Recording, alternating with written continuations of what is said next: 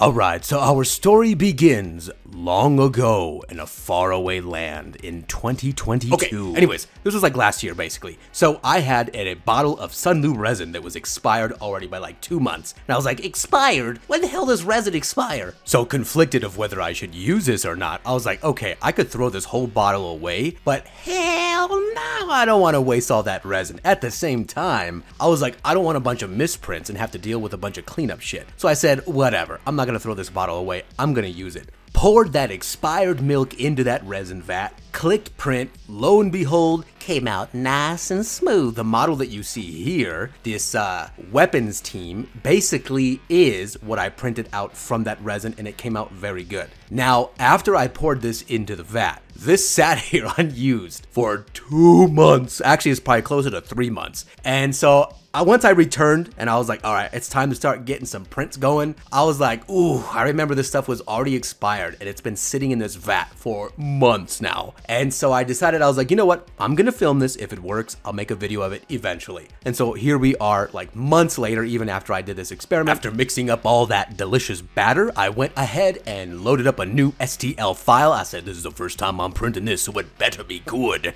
And lo and behold, these things came out nice and clean. I said, expired resin. Is this like required for them to like put an expiration date on this shit? Because this shit ain't expired. We're like probably close to 5 months expired. And this stuff is printing clean. And I did dozens of prints. I finished the whole bottle throughout the rest of the month. So you're probably getting closer to 6 months expired. And that shit is working just fine. No misprints. No problems whatsoever. And this thing was just like a brand new bottle.